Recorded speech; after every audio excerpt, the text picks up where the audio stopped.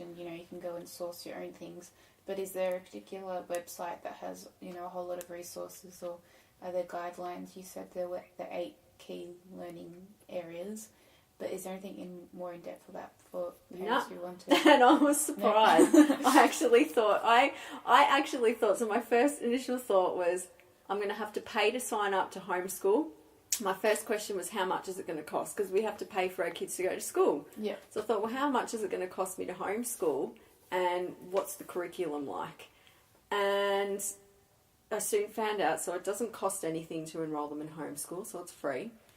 And you don't get any type of curriculum from the government. You only get those 8 key learning areas, and how you deliver that is completely up to you. Yeah. So, yeah, again, when you're sort of deschooling, you're like, oh my God, okay, well, I'll be creative and I'll do this. And you start seeing books at the post office, like the science books that they can open up and draw and all that. And I started buying all those things for the kids. And like I said before long, you're like, they don't care about any of this stuff. This is not how they learn. They love making slime. Yeah. They make slime. Chloe's always trying to make up her own recipes, and the other kids are in there. And I'm like, there's their science. Yeah. There's their measuring. There's their math. Yeah. There's their creativity. So true. Yeah, so like everything they do is a learning experience. I think from this year, I read on the website that they're going to be choosing 10% of the registered homeschooling community, and they're going to be coming around and checking up on you, basically. And so what that means is they'll either call you on the phone, or they can come to your house, or you can meet them somewhere. You don't have to let them come into your house. And they'll just check that, what are you doing to, I guess, cover the learning areas, what materials are you using, where is it happening, and how are you recording how your child's learning.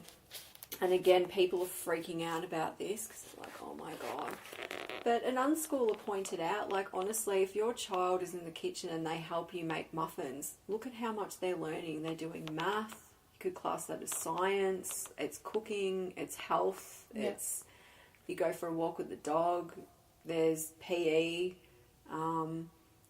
Just start looking at life from your own imagination. Yeah. I think that's what we need to do as adults now, is we need to start that wonder within ourselves again and say, like, think about what you're doing and think about, how that fits into these 8 key categories. Does that make sense? Yeah, you don't have to replicate the school system to be approved if we get evaluated. And I think that's where people are freaking out.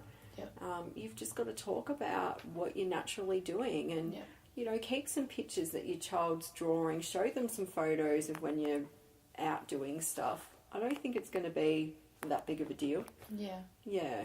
Yeah, it's more like a survey sort of thing to check up. Yeah. And I guess it is. I mean, unfortunately, there are some people in the world that are dark souls, let's call them that, and there could be kids that are kept at home and are being severely abused and no one's ever going to know about it. So I look at it from that perspective too. Like, in a way it's good because we as humans don't live community-based anymore. We don't know what's going on next door. Yeah. So in a way we kind of need things like this to intervene a little bit just to make sure children are safe. Yeah. I honestly think that's more what they're looking at. Yeah.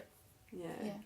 And it sounds like, from what you're saying, it's more about assessing, those life skills and the normal everyday activities and then fitting those into those categories rather than the other way around. Yeah, definitely. My children love books. I think a big thing is, how do I teach my child to read? Well, you can't actually teach anyone to read. It's something that you learn yourself through reading. And if you've always got words around you, then you learn how to read. Yep. So people compare, people in third world countries and they don't know how to read. They never went to school. Well, that's not true. It's not because they didn't go to school. It's because they don't have words around them. They don't have books. They don't have... We walk up the street now in Melbourne, there's advertisement everywhere. And I tell you, if your child loves a superhero, they're going to recognise that name wherever it's written. Yeah. So kids are naturally picking up on words. There's lots of books you can get at the library, and if your kids start going through it, they'll start learning about the solar system, and you know, there's so many creative ways for them to learn. As I said, it doesn't have to be this strict, stressful, oh my god, what am I going to do to teach them? So how do you teach your kids when you have your own strengths and limitations? Well, I guess it's a bit of both. They teach me things as well about myself.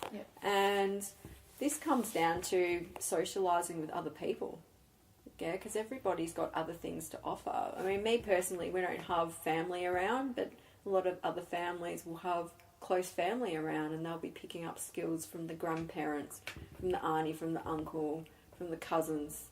You know, I don't think that is going to limit the way our children learn. Does that make sense? Like, every parent comes with their strengths and their weaknesses, but every child still learns how to crawl and how to walk and how to talk, and nothing's going to stop that child from learning. Yeah, it's true.